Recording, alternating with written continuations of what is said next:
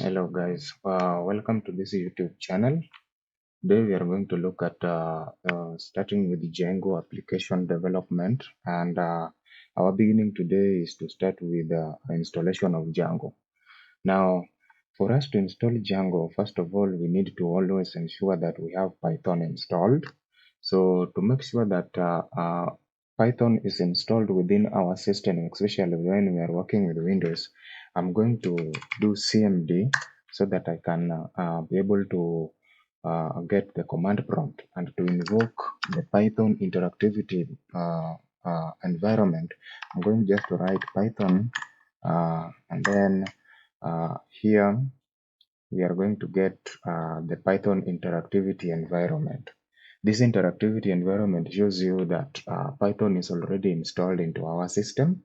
So I can do, for example, 1 plus 1 and 1 plus 1, and you will get that the addition takes place very much nicely. I can decide that I want to do 2 plus 2 to test the Python environment, and you will see that the Python interactivity environment is so much installed in our system. You can decide that you want to invoke this environment using Python or Python 3. For you to use Python 3, you are going to do to exit this one. You do exit with closing and opening brackets. So I can invoke maybe Python 3. The same environment comes in whether you are using Python 2 or Python 3. So this is a way in which you can ensure that the Python environment has been installed into your system. Now, in the installation of Django or preparing Django application, basically we are always starting with preparing an environment, a virtual environment where the Django application is going to be anchored. So for us to do that on the desktop, um, what I'm going to do on the desktop now is to prepare a folder, and in this side, this folder is where we are going to at least prepare the Django virtual environment. So this Django virtual environment is what we are going to use, especially in anchoring our projects that we have been doing. So for us to do that, we are going to create a folder on the desktop here. So you can go and open new, and this folder, let's call it uh, Django project,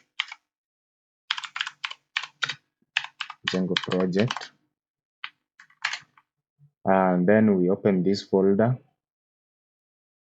Inside this folder now, I want to create a virtual environment where our Django application is going to be anchored.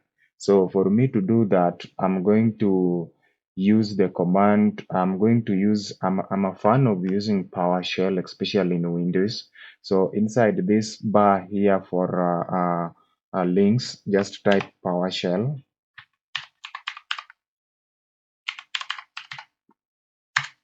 and this will invoke the PowerShell environment for Windows. So inside the PowerShell here, we are going to prepare a virtual environment for Windows for our Django application or our Django project that we want to make. So I'm going to enter the command Python with a -m, and we must tell Python that whatever we want to do is preparing an environment, virtual environment, and this virtual environment we are going to call it uh, Django applications.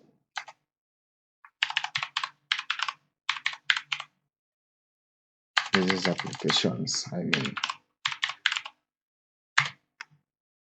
So we give it time for it to prepare the environment where we are which we are going to use. Very good. Our environment is now prepared.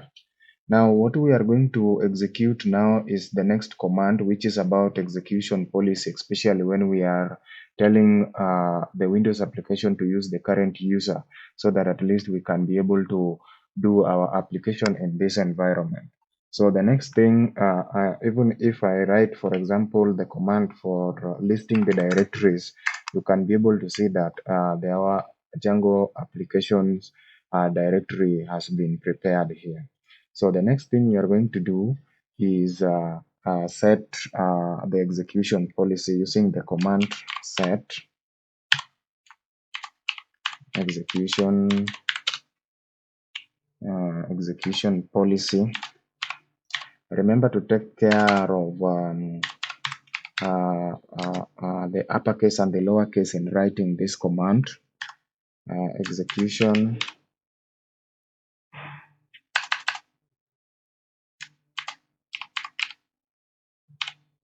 execution execution policy execution policy remote signed scope to be current user current user. So ensure that when you are typing this command, take care of the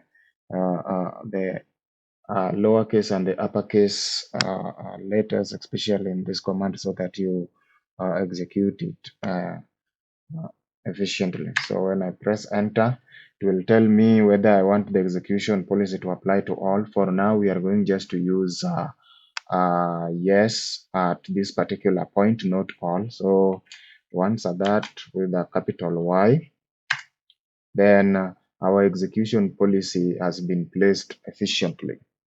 Now, after preparing that environment, then we will navigate to that environment that we have prepared, so that at least we can activate it and install Django application there. So what we are going to do is navigate to Django and then move to scripts. Inside the Django application that has been prepared, we have a folder called scripts, and then we activate with the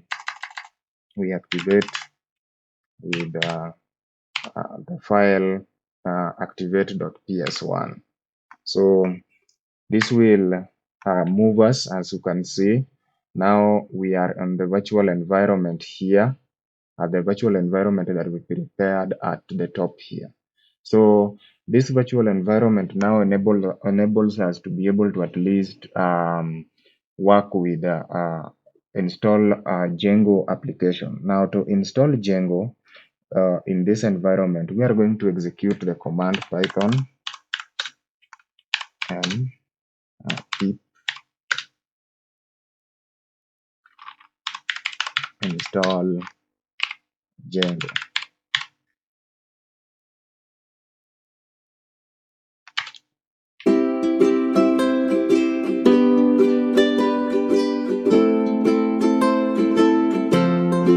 This will collect all the information necessary for preparing the environment for the Django application that we are supposed to work with. So this installing Django.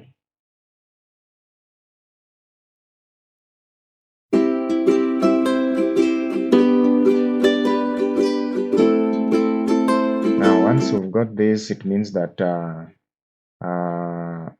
Django is installed successfully, and we can also decide that we want to upgrade pip if we are prompted, especially sometimes when you are installing Django, you are prompted to at least upgrade the pip command. So we can decide to upgrade pip using python dash m hyphen m, I mean pip install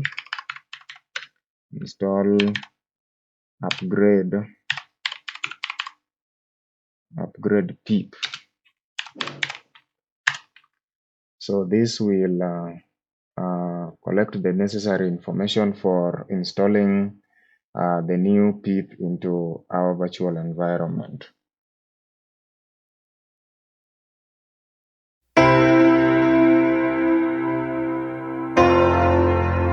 So pip has successfully been installed. Now we can start our Django project. Now to do that, because already we have the environment and we have installed Django within our virtual environment, we do Django admin start project. And the name of our project, as for now, let us begin with where our problems in programming do normally start from. And that is the name of our project. As per now, we are going to call it Hello World. So that is the name of the project, Hello World. When I press enter, it is going to create a project called Hello World. Now, when I do an ls listing directories, you can be able to see that our virtual environment is indicated here, and the project that we have as a folder is indicated here as Hello World. So we can navigate to this project that we have created within our virtual environment. You can see that we have not moved out of the virtual environment. We are still in the virtual environment. So we can move to this project, and then when we want to move to this project within PowerShell, we can do cd, which stands for change directory command, and then indicate the file that the folder, the folder that we are supposed to move to. That is the directory, same as folders. So the folder that I want to move to is Hello World. And inside Hello World, if I do the listing of directories, you can see we have different files that are there. The Django beginning file called Hello World, and the manage.py that enable us to be able to run Django. So when I want to run Django, for example, the ones that we have installed, the command that we use is Python manage. We are pointing the Python command to run the manage.py manage.py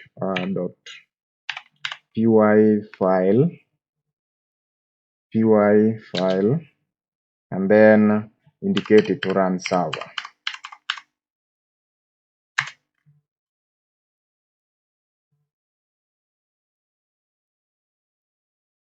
Good. So this one means that our application is started successfully, and then when we copy the link from here, that is the local host, it is running on local host IP address. So when we copy Control C and paste this uh, in our browser and press enter, this shows you that now we have installed and working successfully, and our application Django is installed successfully within the virtual environment. So from here you can decide that you want to start this application with VS Code. And to start it with VS Code, for example, here we are showing you the HTTP response, especially when you are running Django applications. This shows you that we have code 200 here, which shows you a successful load for the Django framework. So I can stop this using Control C to cancel, and then here I do code dot to start it on the VS Code. So when I do that, I'll be able to start my application in the VS Code. You do trust author, and then inside the VS Code here, now we are able to see the starter files for Django. Normally on the starter files, you can go to terminal and start a new terminal within the Django application, within the file. And inside this file, whether you are having git bash or you are having any other type of project that you want. It will be better if, for example, you want to run Django here, you activate the virtual environment that we have been using. So to do that, if I do an list directory within here, you can see that we are within the project. So to go back, I'm going to do cd dot dot to go back, and when I list directory, we come back to the virtual environment that we have been working with. So to activate that virtual environment, I'm going to do Django. Uh, just write Django applications, like what we did on the PowerShell. Django applications, and then I'm going to navigate to the scripts, and then we activate this virtual environment within this place here. So PS1. Then here, when we run the command, you can see that now we are we have successfully navigated to the environment within our VS Code. Normally, Django comes with this file here that has the settings that enables you to be able to run different tasks. So inside here, we can now list the directories, and you can see we have um, we have the files that are used for running Django application. So same thing. We can decide now to do Python manage.py. Use the tab key to make you move faster. Then we do run server. So when you do run server, you press enter.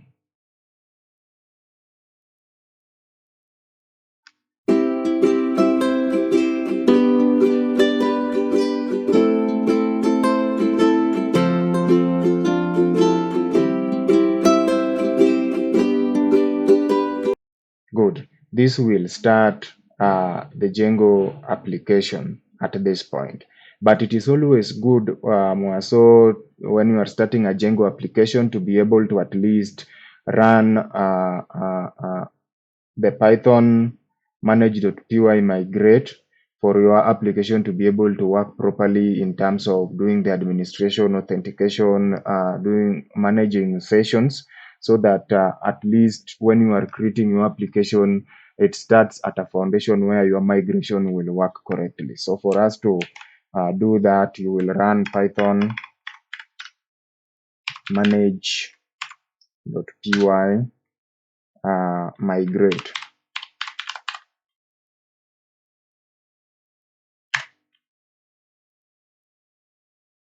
This will now do the migration of the initialization files, and whenever you get all these are okay, then it means that the migration has been done successfully. So we can then run server, and then from here we have our link that we have been using, and when we go back and re-initialize the page, then we find that the Django application is running successfully. Thank you.